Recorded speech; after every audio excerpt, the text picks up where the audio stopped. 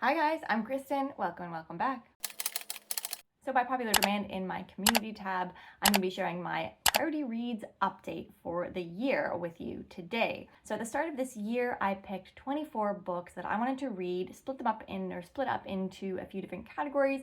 And we're halfway or over halfway through the year now. I wanted to share how that is going, but also some exchanges and substitutions, etc., that I've had to make. So let's get into it. As of the end of July, I am right on track with this goal. It was 2 books per month and I have finished 14. So I'm doing pretty well in that regards. I'm not finished 14, I have checked 14 off of this list. So I have had 2 DNFs, but outside of those 2 DNFs, I'm actually really satisfied and have quite enjoyed a lot of these books that I pre-selected for myself to read this year. Let's get into the categories and I'll share kind of category by category which books I have read, which ones I still need to read, and a couple of the substitutions that I've had to make. So the categories were series that I wanted to continue or sequels that I wanted to pick up, series that I wanted to start, new authors that I wanted to try, TBR Vets. So this is books that I've had on my to be read pile for a really long time, and finally anticipated releases that I had for this year. Okay, so in the first category, book series that I wanted to continue on in, or sequels that I wanted to pick up, I had 5 books in this category, and I have read 4 of those 5 books. Age of Swords by Michael J. Sullivan, the Legends of the First Empire series. I not only picked up Age of Swords, but I actually went through and read the rest of the books in this series recently and finished that 6-book series finally, so that's amazing. I also wanted to read The Second Rebel by Lyndon A. Lewis, the second book in the first series trilogy, which I did. I wanted to pick up The Golden Fool, which was, I think, the final book. Second book in the Tawny Man series. Yeah, and I did that, as well as read the next one to finish, Tawny Man by Robin Hobb. I also wanted to pick up Jade Legacy by Fonda Lee and finish the Greenbone Saga, which I did.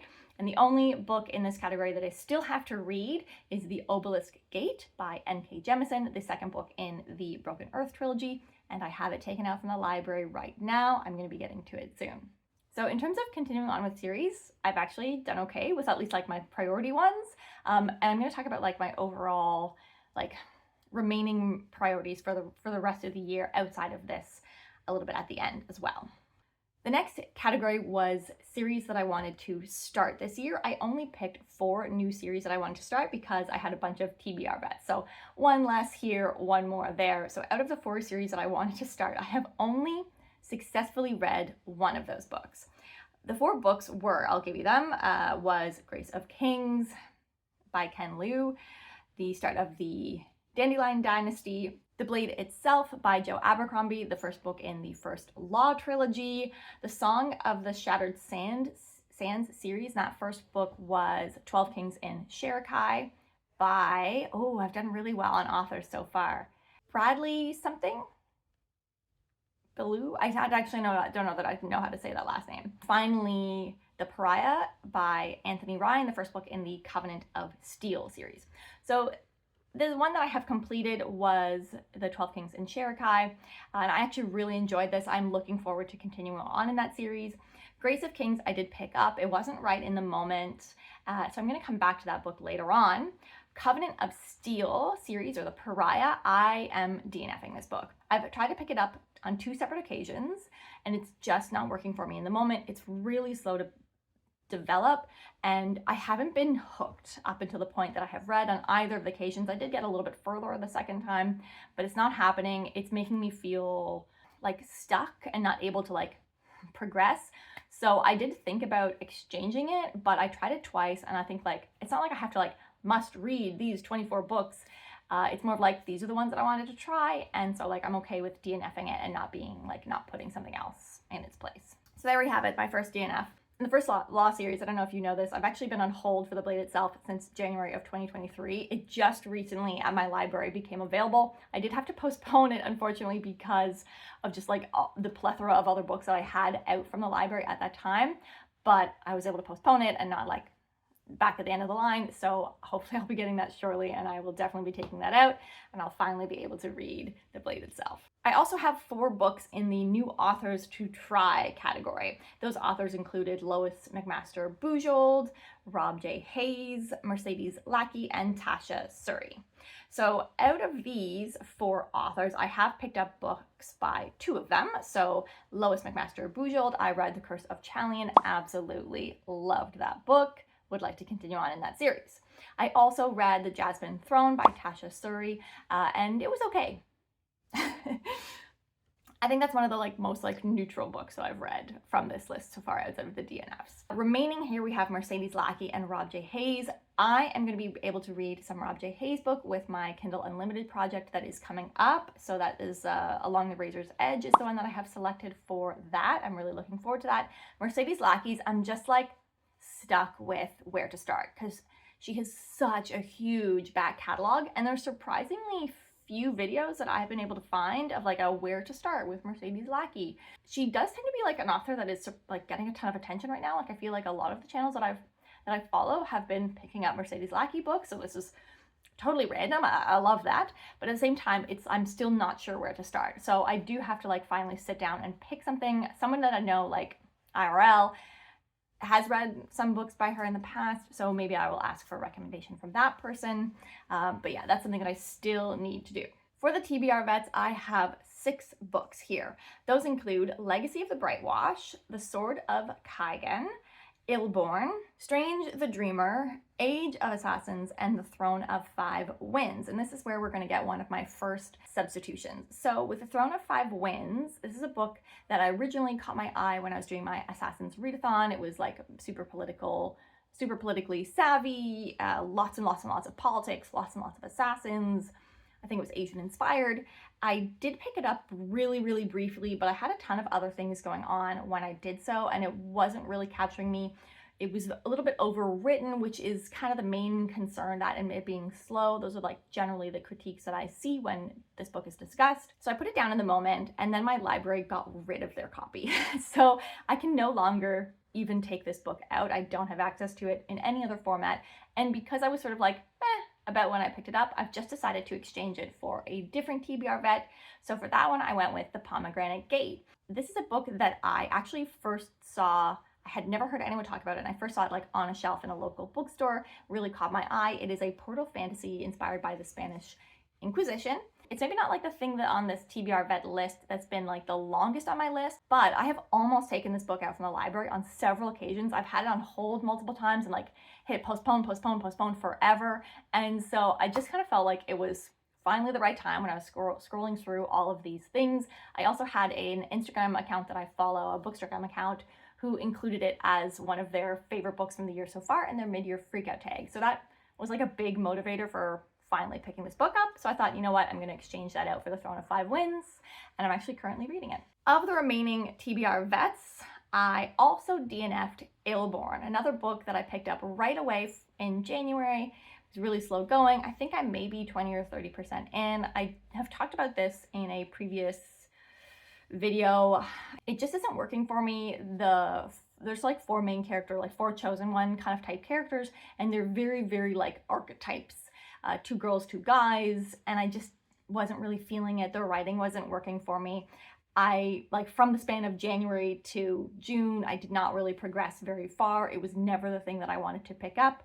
So I finally decided to just cut my losses there and not finish that book. Of the remaining ones, I actually have finished 2 of them. So that includes Strange the Dreamer and Age of Assassins. Age of Assassins is actually another one that was more neutral on this list. And Strange the Dreamer, I mean, that book is so good.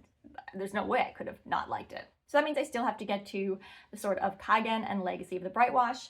I am currently reading Legacy of the Brightwash. I've got it right here on my bedside table. It's a physical book that I have. And with my Kindle Unlimited project, I am going to have access to the ebook so that I can supplement if I need to. But right now I'm sort of doing 1 to 2 chapters a night, and that's working for me. And then also with the Kindle Unlimited, it currently has The Sword of Kaigen available, so I am finally going to be able to read The Sword of Kaigen. That's so exciting. I'm really nervous. I think it's going to be devastating, but I'm finally going to be able to read it, so that's super awesome. And then finally we have anticipated releases. So obviously some of these are like dictated by the fact that they haven't come out yet. Actually, no, they've all come out, but I haven't got access to them. Let's get into it. So there's 5 books here on my anticipated new releases for 2024. That included Fathom Folk, A Fate Inked in Blood, Just for the Summer, Funny Story, and The Undermining of Twyla and Frank. We have another and our final substitution that I have to make here, and that is Fathom Folk by Eliza Chan. This one is less about the mixed reviews, which I have been seeing very mixed reviews, and a lot of that quiet new release where it was a book that was heavily anticipated, it was on everybody's list, and then nobody talked about it. And of the reviews that I have sought out, mediocre. However, that's not really the reason that I am DNFing or exchanging it. I was still willing to give it a chance, but my library is not getting a copy for it. I think it came out at the very beginning of the year, like January or February maybe. It's been out for a while and my library still hasn't picked it up. So it's just not going to happen, unfortunately. So I've decided to exchange that out for The Land of the Living and the Dead by Shauna Lawless. This is the 3rd and final book in the Gale Song series, one of my favorite series coming out of last year. So last year? Yeah. So I'm really looking forward to getting that conclusion. I think there are 1, if maybe 2 novellas that the author has also released. So I'm planning this fall, it comes out in September if I forgot to mention that. I'm planning to read the novellas and that book all around the same time. So really looking forward to that. And it definitely was an anticipated release, just not one that I remembered at the time of making this list. Of the remaining 4, I have read 3. I read A Fate Inked in Blood, really enjoyed it, really fun, not quite as good as The Bridge Kingdom. Just for the Summer, 5-star, everybody's loving that book, it's amazing. And Funny Story I have also read, which I think was just okay. And then The Undermining of Twyla and Frank, I think came out in July, and I am on hold for it at the library. It's just a really long wait for that one. So 2 more there still to read that are generally outside of my control on when I get access to them with the library and with release dates, etc. But there you have it. So those are all of the books that were on my priority list, what I have read, what I have DNF'd, and what I have exchanged or substituted out. I'm actually feeling pretty good about this. I really am enjoying having a list to work from. I'm appreciating that I made it loose in the sense that I don't put these on specific monthly TBRs. It's generally based on when my library has it, when I can get access to the books. And that gives me a little bit of freedom, but it also gives me somewhere to look for when I am, scrolling through the library wondering what to put on hold next, or maybe I already have access to something. It's giving me a little bit more direction in those moments when I am looking for something to read, but I also don't feel pressured a little bit. I definitely did feel about the halfway mark of this year that I was okay, I've read everything that was really easy, really excited about, and the rest I was feeling a little bit daunted by. But I am feeling a little bit more motivated, I think, because I'm going to be able to get access to some more things with Kindle Unlimited. That is making me feel a little bit better about that.